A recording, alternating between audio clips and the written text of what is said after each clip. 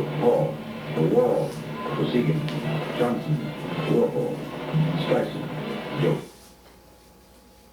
Black Power, Goldwater, Hippie, Dion, Woodstock, The Kill, James Bond, Tiny Tip, James, Air, Grant, Bobby, Wallace, Golda Meir, Ecology, The Supremes, Apollo, Debicki, Pompidou, Psychedelic, Dubček, Wyatt, Joe Namath, Malcolm X, Armstrong, Indira Gandhi, Demonstrations, Land. But no name, no single word repeated itself as often on the pages of the 1960s and with Vietnam.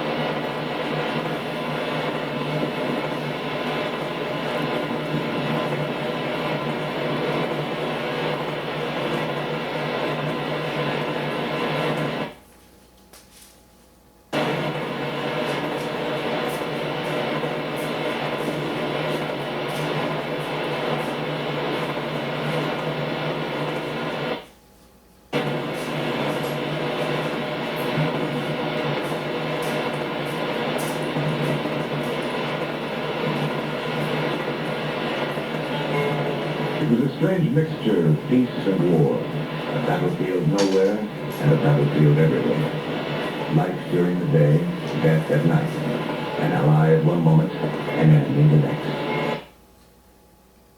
Dust and barbed wire. And with all of this, those who wanted to find the war might have had to hunt for it. Those who didn't want to find the war often became the hunted. And around the world, and particularly the United States of America, there was another battle, a battle of words, of politics and debate. The question was, who was the hunter in Vietnam, and who was the hunted? Who would define aggressor and defender? And there was the larger search for a definition of the word peace. Did peace mean only the absence of war, or the absence of war and fear and oppression? This film is a story of the 1960s in two parts. The story of both conflicts, of war and debate. In the 1960s, many Americans did not believe the United States could help South Vietnam, and dissent and demonstration became, to some, a way of life. But in the beginning of the 1960s, the threat and the prophecy were clear. I think we faced an extremely serious and intensified struggle with the communists. When we talked about and read stories of 7,000 to 15,000 guerrillas operating in Vietnam, killing 2,000 civil officers a year, 2,000 police officers a year, 4,000. There's been an election in Vietnam in which 75% of the people or 80% endorse the government. And yet we read how Vietnam is in danger because of guerrilla operations carried on by this small, well-disciplined, well-supplied across the border group of guerrillas. How we fight that kind of a problem, which is going to be with us all through this decade, seems to me to be one of the great problems now before the United States. Both the threat and the prophecy were made to a land of many gods. Hardship, poverty, disease, and war had never eroded the faith of the South Vietnamese, their faith in something much higher and larger than themselves. That faith's name to some was Buddha. His name to some was Jesus. His name to some was Confucius, and Lao Tzu, and Brahma, and a myriad of names of ancestors. In the strange and sometimes strange combinations of gods and faiths, there emerged a commonality. There was a belief that this earth was not all. There was a cause and a reason for being, a cause larger than simply sustaining life. And this force was so powerful, so true, so real, that it was the reason for life itself. The stuff of South Vietnam was neither rice nor jungle, neither the delta nor the mountains. Its heart flowed with undefined faith, and from the undefined came strength. Too easily, a stranger would say, he's a Buddhist, he's a Catholic, he's a Taoist. But the religions were countless and overlapping. The oldest form of Christianity in Vietnam was Roman Catholicism.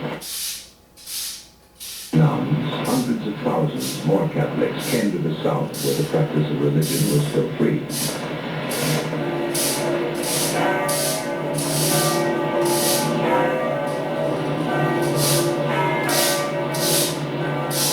The country was as mixed as its gods and faiths. The urban lives of Saigon, Hue, Dalat, Da Nang, Nha Trang, and Vung Tau were full of cluttered pattern. Students and merchants, lovers and shoppers met in the splendor of an Asian disorder.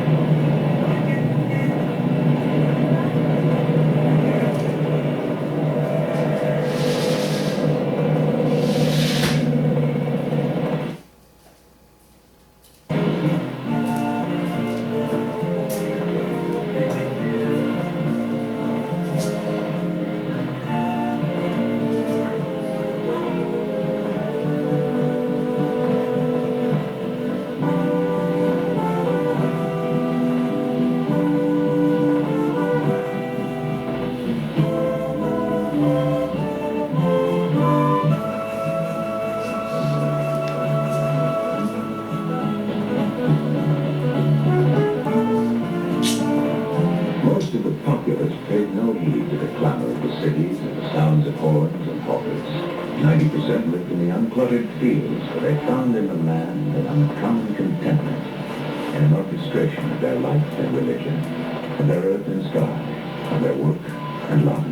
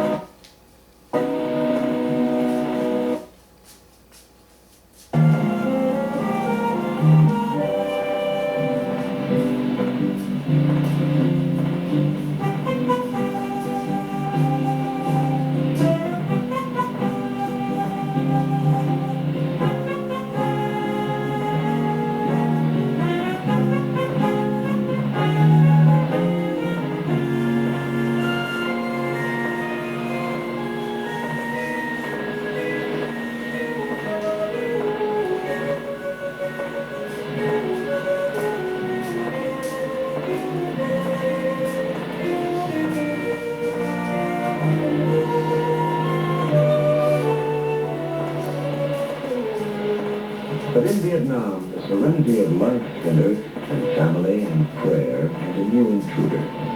The intruder was not always visible, not always apparent. At times it was difficult to believe he was present in the country at all. But he was. His habits were irregular, his preceding route was unknown. His next steps were never told in advance. The evidence that he was there was fast becoming a part of every horizon.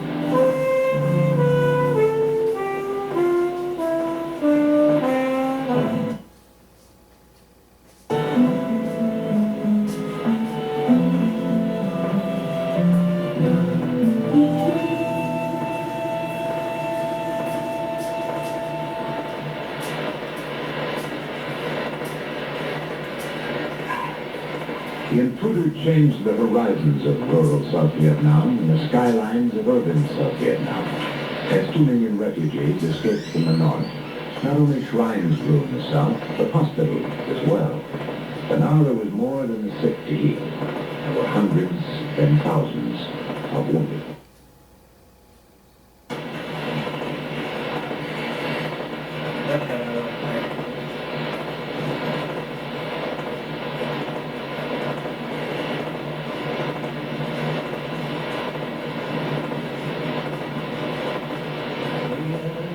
Civilians told their stories of grenades and shells and rifle shots from men who came to the villages and massacred most of those who lived there. They talked of pillage and fire, and by men who came from the north. The ones who still lived wore deep scars. The memory of a single day would last through their lifetimes, in their minds and on their bodies.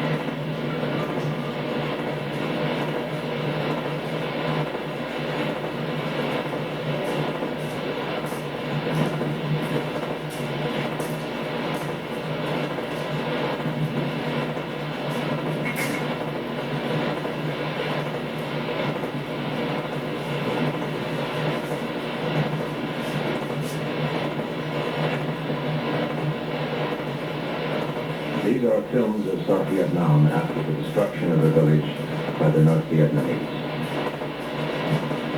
To those in command of North Vietnam and the Viet Cong, the pursuit was a united Vietnam under Hanoi with a communist government. To those in South Vietnam, the pursuit was to be left alone. But they were not left alone. The story was always the same. It became a daily way of life and a daily way of death. Village after village, city after city. Today, dozens killed in one area, hundreds in another, thousands in another.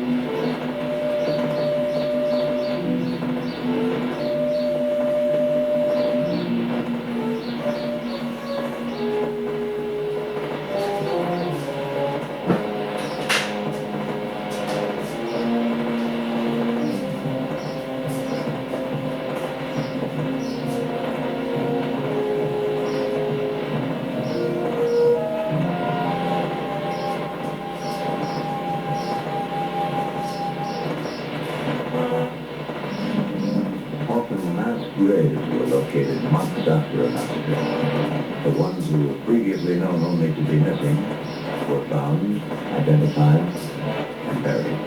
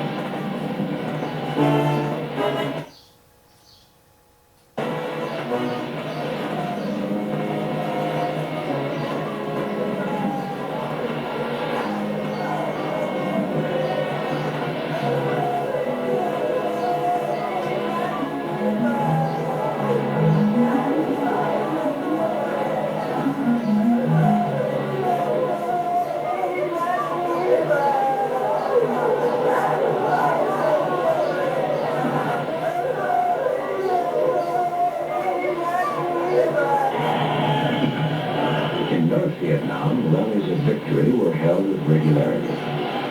Death and destruction in the villages of South Vietnam were hailed as a liberation.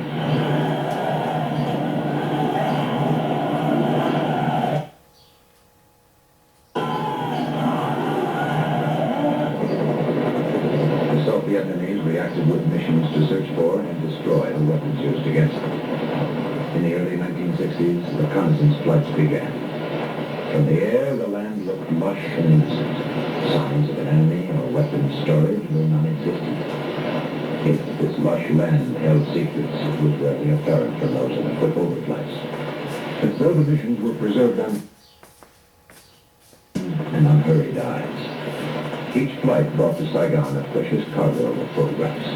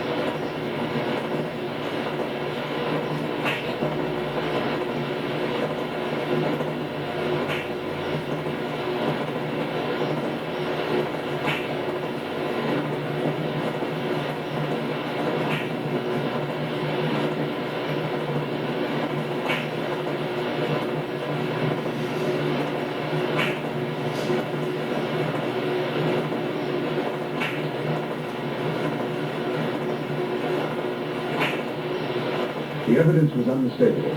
South Vietnam was under threat from external forces. If it was to stay alive and answer that threat, it would need support.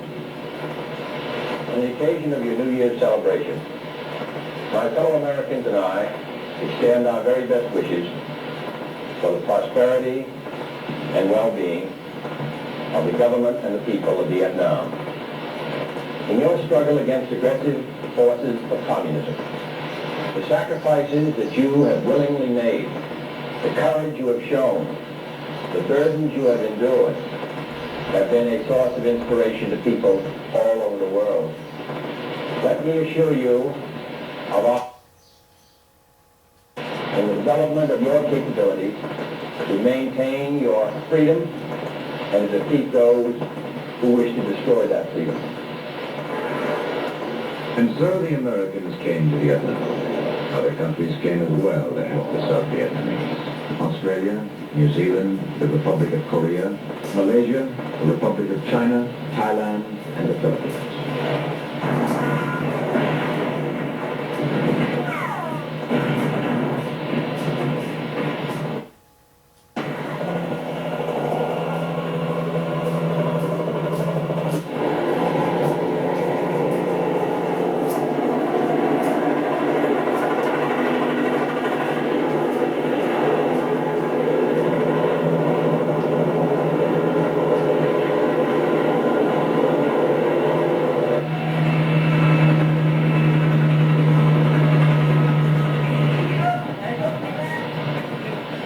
Just beyond the village were the Viet Cong and the North Vietnamese. The civilians of the village were evacuated before the battle with which were to come.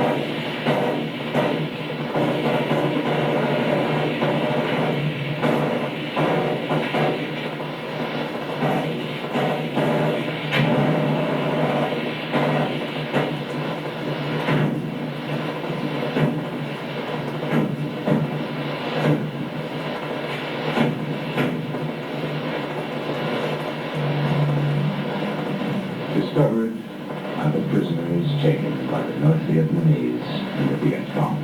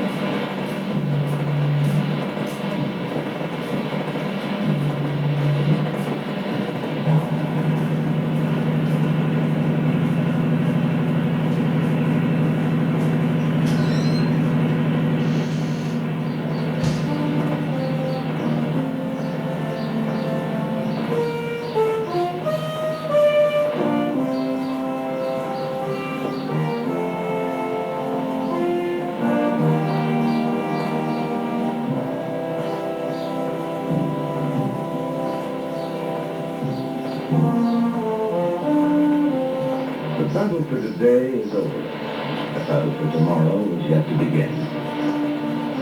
In the night that separates the two, the enemy will resupply and regroup and replan to take the village once again.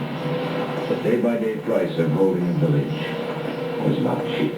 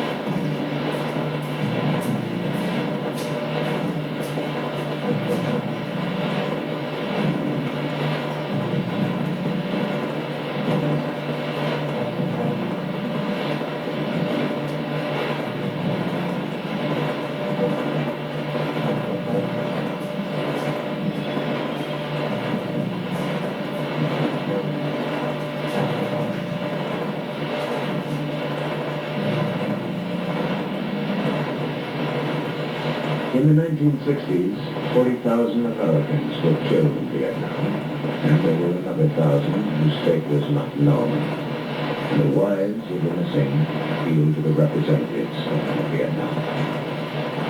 We are very puzzled about why they won't tell us whether or not the men are alive or dead. It seems a very simple thing for them to do. They have told many wives to come back and demonstrate again. And I believe public pressure will be brought to bear home and work, and they will be shown.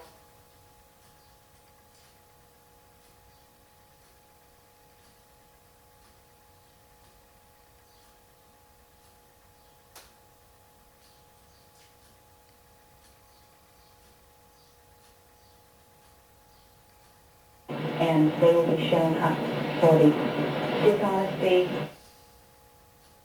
We tell the world, we have not heard, we do not know.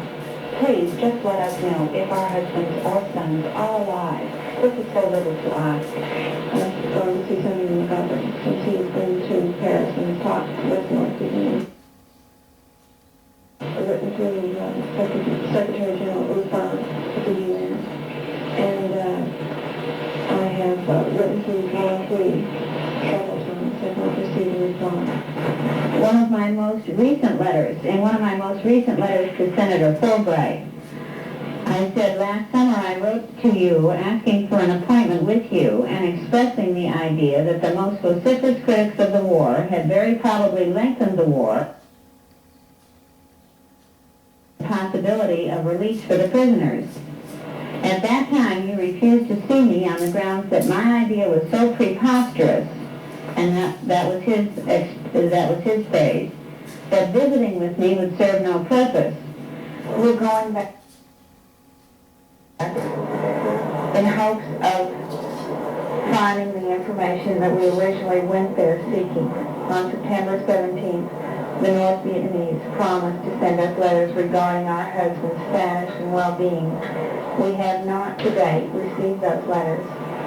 We still want to know about our husbands. We want to know what we can tell our children concerning their fathers. Well, yeah. At the beginning, the real rough treatment came at first when they were trying to get military answers from you, and then after that they tried to force you into appearing before these delegations to say that you had received humane treatment, and they would throw rocks at you and hit you, and one of the that just lost a filling. But, and then once I got to the camp, they refused to give me medical treatment, saying that I was going to die in 4 hours if I didn't give them information. I just finally passed out. The North Vietnamese tried to get Lieutenant Commander Stratton to appear before a press delegation and say that he had received humane and lenient treatment. He refused because his treatment hadn't been humane. He had been tied up to ropes, with ropes to such a degree that he still has large scars on his arms from the rope burns which became infected. He was deprived of sleep, beaten, had his fingernails removed, and put in solitary. But the North Vietnamese insisted that he make the false humane treatment statements and threw him into a dark cell alone to think about it for 38 days. I feel strong obligation to the men back there. They know that I'm going to come back here and tell the truth, and that's what they wanted.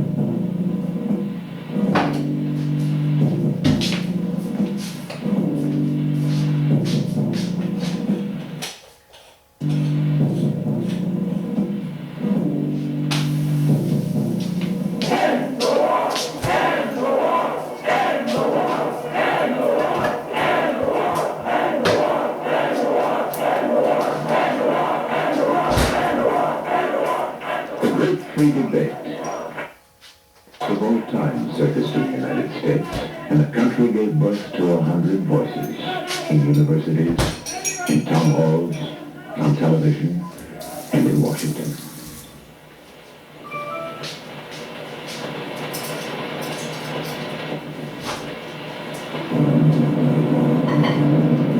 I'm opposed to this war not only because it's morally and legally wrong, but because I think it is destroying the good name and the leadership of the United States. Furthermore, I believe that the war is militarily unwinnable.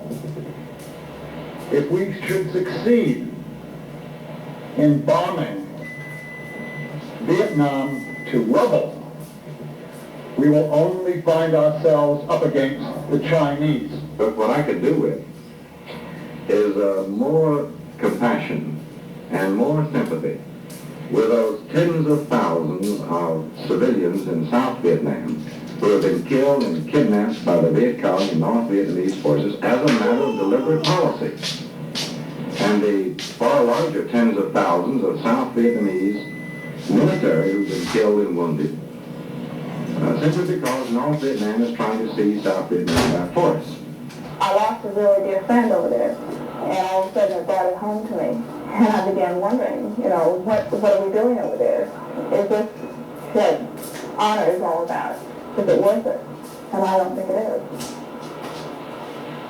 All of us tend to place a greater value on our own people. But can you really draw a line as to whether it's worth one American life if that, by saving that American life, you subject probably thousands of Vietnamese to death. Human life is human life. We believe that this war is illegal from every point of view, completely immoral, and I would like to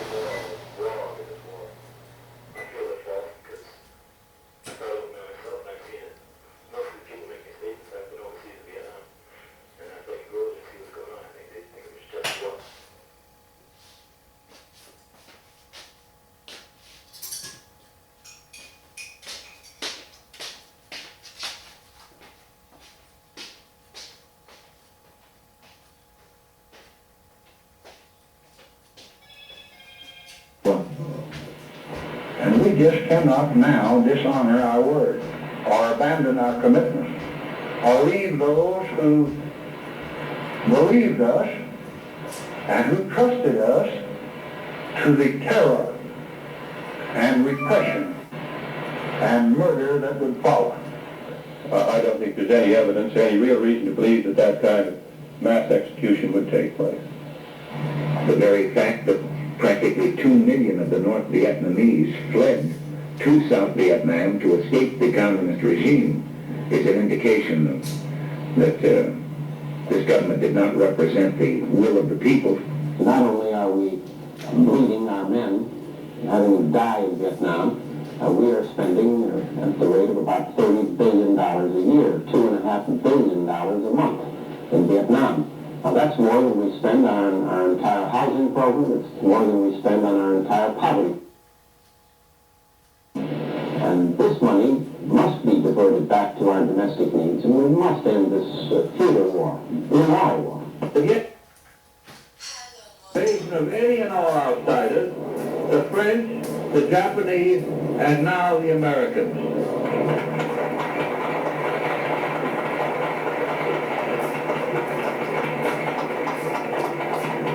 And let me say, as one with opposition to our policy in Southeast Asia, long preceded the right against it, that there can be no peace by negotiation.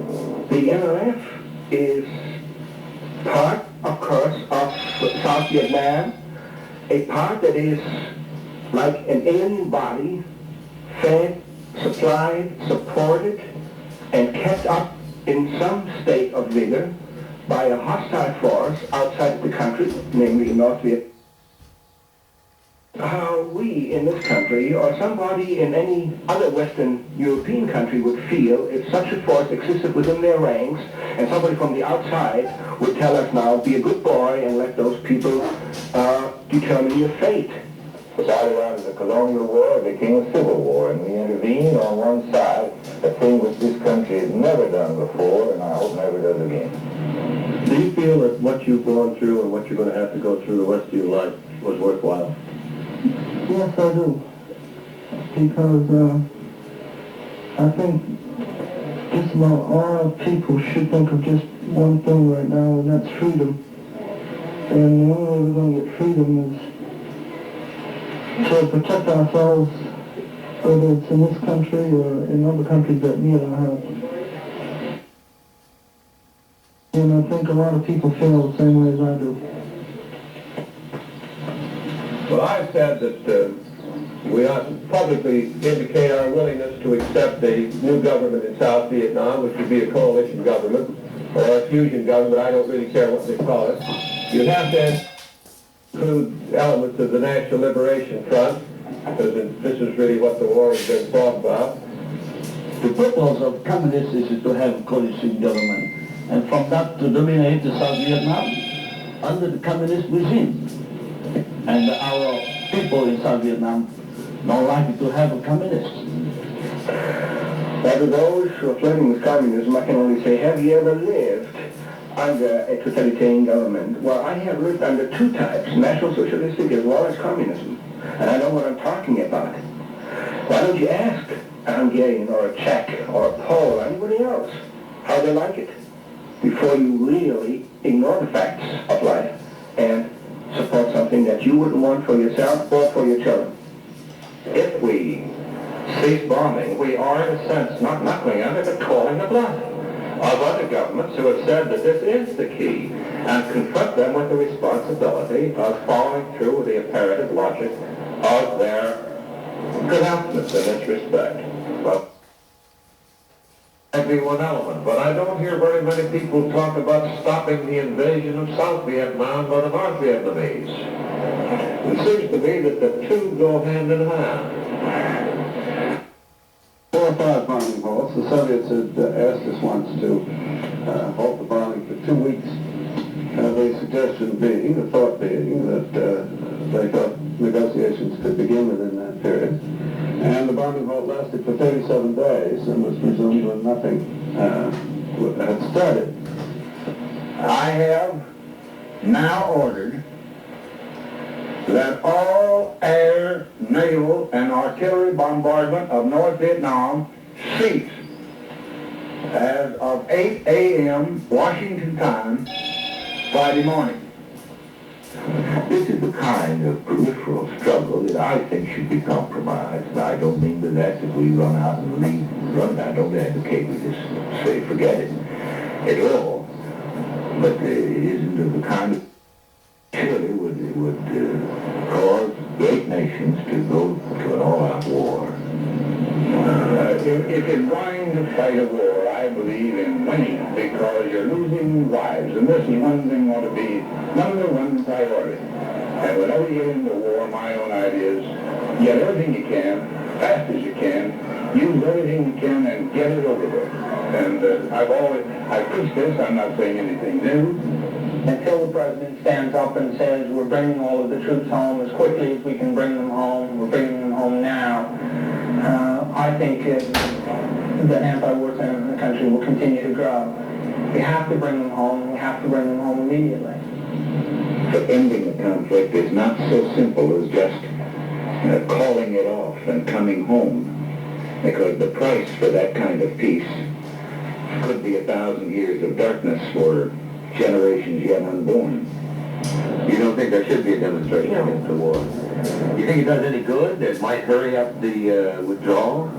No, I don't think it will hurry up anything. It might delay it. Do you have any children? Yes, I have 3 boys. Any of them old enough to take part? One will be 18 next month. Last spring, Jerry Grossman, a Boston businessman, who is the president of Massachusetts Peace Action Council, suggested that it might be possible to begin to put together an effort across the country to take time away from regular activities and instead devote those days to working against the war. A lot of Americans are against the war, but a lot of them that are against it don't really know everything about it, and they have to know about it, and they don't really try to understand. They don't know the Vietnamese people. They don't know the situation between the South and the North. That's their object. They know they are not become stronger, but they believe in you become weaker and weaker.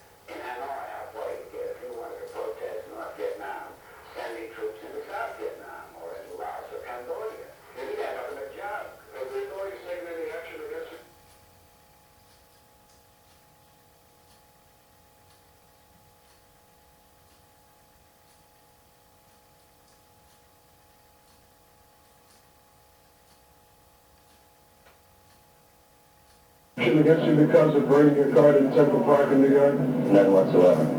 How do you feel about those who say that you're delaying the war, continuing the war, that prolonging it with this kind of action?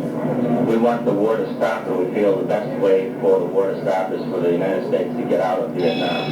The moratorium probably militates against the possibility of getting a satisfactory negotiated settlement in Vietnam, in North Vietnam, because it encourages them not to negotiate. End the war! End the war! End the war! End the war! End the war!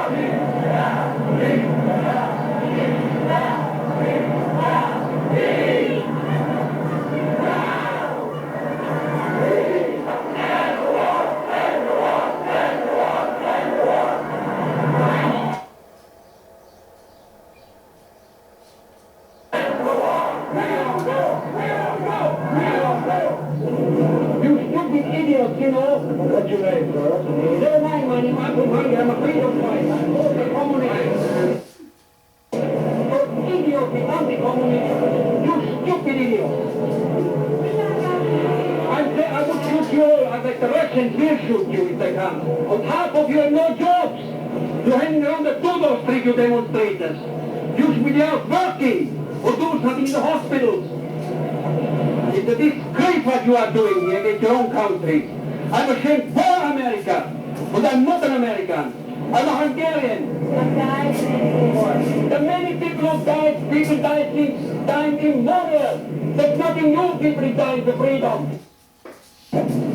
People have to die for their children, for their future. We're free. America like you here now. You wouldn't walk around in Peking.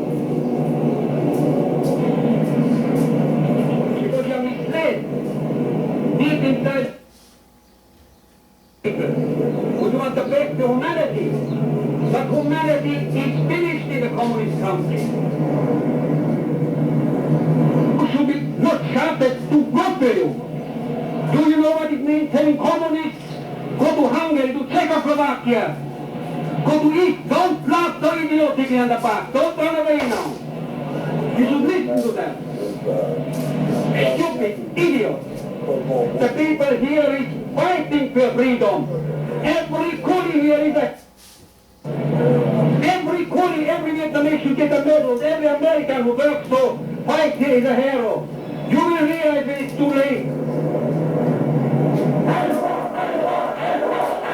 The debate went on.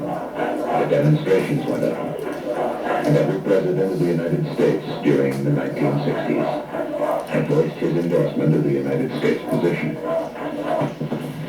Today, the communists reach ruthlessly for domination over Southeast Asia and are trying to break our will to foil the attempt. The use which the communists make of democracy, and then when they seize power, the effectiveness with which they manage the police apparatus so that dissent cannot arise, and so that the people can no longer express their will, the liquidation by gunfire of the opposition or by forcing them out of the country to be refugees. This suggests the kind of problem which we're going to have in this decade. And in my judgment, it's an extremely difficult matter for the free nations to deal with. I must say that it's a matter to which we must address all of our energy and all of our attention. This nation will keep its commitments from South Vietnam to West Berlin. Since I took office as president, no single question has occupied so much of my time and energy as the search for an end to the war in Vietnam. An end fair to the people of South Vietnam, fair to the people of North Vietnam, and fair to those others who would be affected by the outcome. Both in public and at the Paris talks, we've offered a number of proposals which would bring peace and provide self-determination. And we're ready to consider any other proposals that have the same objective. Many urge that if only we halted our bombing of the North, peace would follow. Nearly a year has passed since the bombing of the North was halted. 3 months have passed since we began the process of troop replacement, signaling both our own genuine desire for a settlement and the increased readiness of the South to manage their own defense. As I announced on Tuesday, by December 15th, our troop strength in Vietnam will have been reduced by a minimum of 60,000 men. On September 2nd, 1969, North Vietnam's chief negotiator in Paris said that if the United States committed itself to the principle of totally withdrawing its forces from South Vietnam, and if it withdrew a significant number of troops, Hanoi would take this into account. I repeat here today what I said in my speech of May 14th, that we are prepared to withdraw all of our forces from South Vietnam, and the replacement of 60 significant steps. The time has come for the other side to respond to these initiatives. The time has come for peace.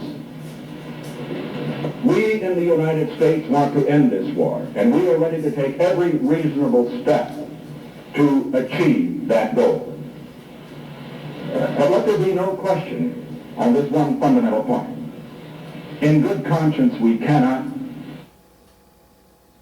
we will not, accept the settlement that would arbitrarily dictate the political future of South Vietnam and deny to the people of South Vietnam the basic right to determine their own future free of any outside interference.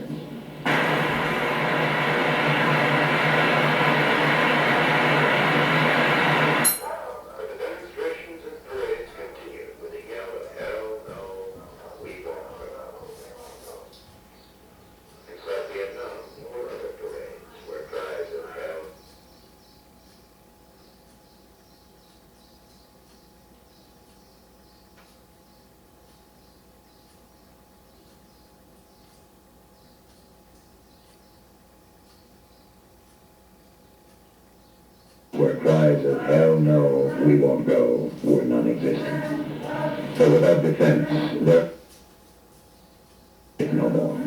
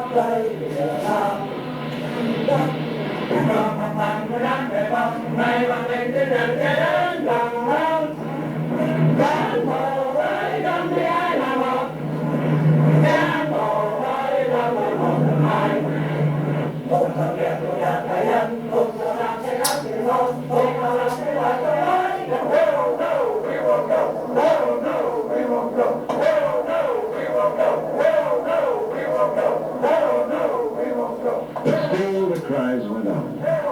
Into the closing nights of 1969, candlelight parades marched down Pennsylvania Avenue in Washington. The torch became one symbol to one group in one land. And it became another symbol to another group in another land.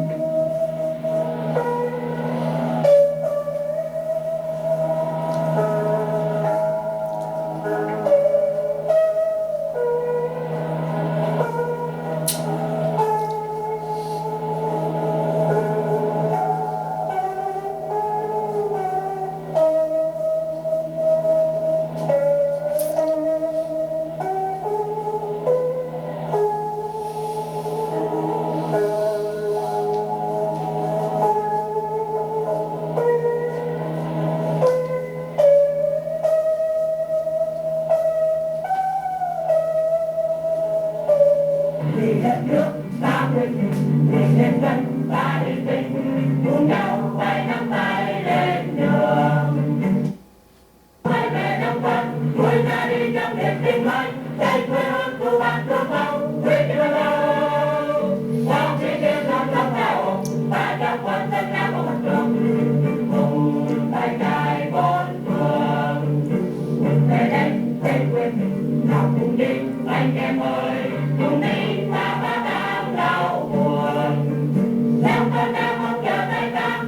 hấp dẫn.